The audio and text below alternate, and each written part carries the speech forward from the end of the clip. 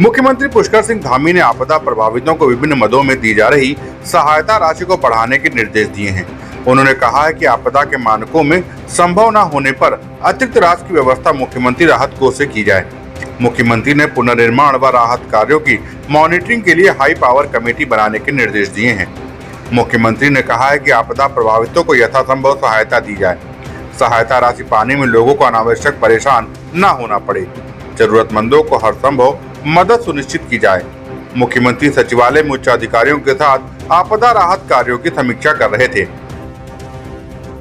देखिए, आपदा को लेकर चूँकि हम पहले दिन से ही हम लोगों ने इस आपदा को बहुत गंभीरता से लिया और जब 16 तारीख को हमें जानकारी मिली, पूर्वानुमान लगे कि कल 17, 18 और 19 तारीख को 3 दिनों भारी वर्षा होने वाली है, अतिवृष्टि होने वाली है, तो मैं उस दिन अयोध्या में था और अयोध्या से ही मैंने सारे अधिकारियों से बात करी और प्रातःकाल चलकर मैं यहाँ पहुँचा।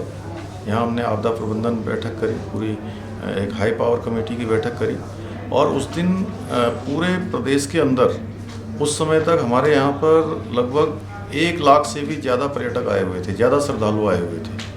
और चूँकि बड़ी अतिवृष्टि की जो मौसम विभाग ने हमें पूर्वानुमान बताया था, तो उसके कारण से हमने जो है जैसे ही हमको सूचना मिली, हमने सारी यात्राएं रोक दी। 4 धाम यात्रा भी हमने रोक दी। सभी से अनुरोध किया कि यात्रा अपनी रोक दें, जो जहाँ पर हैं वहीं पर रुक जाएं। इसके साथ साथ स्कूल बंद कर दिए। छोटे बच्चों को भी जो है, चूँकि इसमें कोई परेशानी न हो, उसका इफ़ेक्ट ये रहा कि 4 धाम यात्रा में या पूरे उत्तराखंड के अंदर आए हुए जितने भी पर्यटक थे, उसमें से एक भी कैजुअल्टी नहीं हुई। ये चूँकि पहले जानकारी होने के कारण से सरकार ने जो कदम उठाए, हमने जो प्रशासनिक तौर पर कदम उठाए, उसका ये रहा। तो सारे जो भी आपदा प्रबंधन से लगे हुए लोग थे, उन्होंने पूरी जागरूकता के साथ काम किया, प्रशासन के लोगों ने काम किया। अब हमारा बिल्कुल एकदम स्पष्ट हुआ है कि हम जल्दी से जल्दी चाहते हैं कि पुनर्निर्माण के कार्य तेज़ी से हों, लोगों को जो राहत मिलनी है वो राहत मिले। कुछ राहत की राशि हमने, जो कि SDRF के मानकों के अनुसार जो घरों में पानी घुस गया है या उनका सामान खराब हो गया है, अभी तक 3800 रुपये की जो धनराशि थी, उस धनराशि को बढ़ाकर हमने 5000 करने का निर्णय लिया है। 5000 रुपये की धनराशि उसमें बटेगी।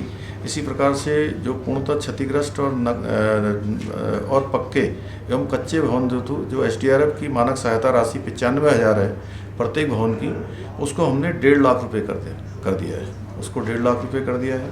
इसी प्रकार से जो घर पूरी तरह से क्षतिग्रस्त हो गए हैं, SDRF मानक के अनुसार 1,09,000 रुपये है, उसके स्थान पर भी 1.5 लाख रुपये करने का निर्णय किया है। घरों की जो आंशिक क्षति हुई है, उसको भी हमने 5200 के स्थान पर अब 7,500 रुपये करने का निर्णय किया है।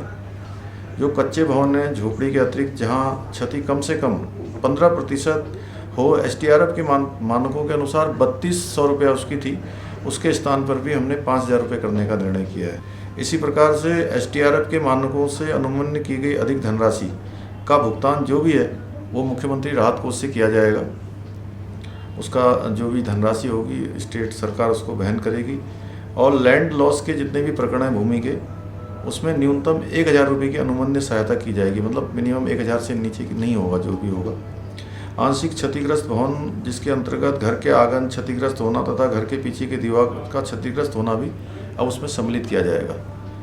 क्षतिग्रस्त भवनों के प्रकरण में यदि भवन SDRF के मानकों की परिधि से बाहर है, तो ऐसे प्रकरणों पर सहायता मुख्यमंत्री राहत कोष से उनको सहायता प्रदान की जाएगी। जिन आवासीय कॉलोनियों में विद्युत मीटर बाहर लगे थे और 18-19 अक्टूबर को जो आई आपदा से खराब हो गए हैं, उनको जो है अब निःशुल्क रूप से बदला जाएगा। उसमें कोई भी जिनके घर में मीटर लगे उनको कोई देय राशि धनराशि वहन नहीं करनी पड़ेगी।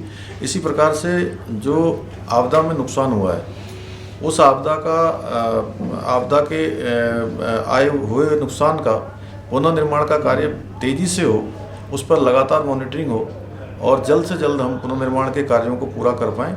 उसके लिए प्रदेश की एक हाई पावर कमेटी बनाई जाएगी, जो लगातार उस पर निगरानी रखेगी और राहत कार्यों की समीक्षा करेगी। राहत कार्यों को तेज़ी से करवाने के लिए, लोगों की सहायता करवाने के लिए, मुआवजे से संबंधित जितने भी प्रकरण हैं, उन प्रकरणों पर कहीं पर कोई ढिलाई न हो, कोई कमी न हो, उसके लिए हम जल्दी ही हाई पावर कमेटी का भी गठन करेंगे। मुख्यमंत्री के निर्देश पर निर्णय लिया गया है कि प्रभावित परिवारों को कपड़े, बर्तन व घरेलू सामान के लिए दी जाने वाली अहेतुक सहायता राशि को 3,800 रुपए से बढ़ाकर 5,000 रुपए किया गया। पूर्ण क्षतिग्रस्त मकान के लिए सहायता राशि जो कि मैदानी क्षेत्रों में 95,000 रुपए प्रति भवन और पहाड़ी क्षेत्रों में 1,01,900 रुपए प्रति भवन दी जा रही है, वो मैदानी और पर्वतीय दोनों क्षेत्रों में बढ़ाकर 1,50,000 रुपए प्रति भवन किया गया है। आंशिक क्षतिग्रस्त भवन के लिए सहायता राशि 5,200 रुपए प्रति भवन से बढ़ाकर 7,500 रुपए प्रति भवन और आंशिक क्षतिग्रस्त भवन के लिए सहायता राशि 3,200 रुपए प्रति भवन से बढ़ाकर 5,000 रुपए प्रति भवन किया गया है। भूमि क्षति के लिए राहत राशि न्यूनतम 1,000 रुपए अनुमान दी जाएगी, अर्थात भूमि क्षति पर राहत राशि कम से कम 1,000 रुपए तो दी ही जाएगी। घर के आगे या पीछे का आंगन व दीवार क्षतिग्रस्त होने को भी आंशिक क्षतिग्रस्त में लिया जाएगा। पहले इस पर सहायता नहीं दी जाती थी। जिन आवासीय कॉलोनी में बिजली के बिल बाहर लगे थे, 18 व 19 अक्टूबर को आई प्राकृतिक आपदा में खराब हो गए। ऊर्जा विभाग इन खराब बिजली के मीटरों को निःशुल्क बदलेगा। राज्य आपदा मोचन निधि मानकों से अनुमान्य की गई अधिक धनराशि का भुगतान मुख्यमंत्री राहत कोष से वहन किया जाएगा।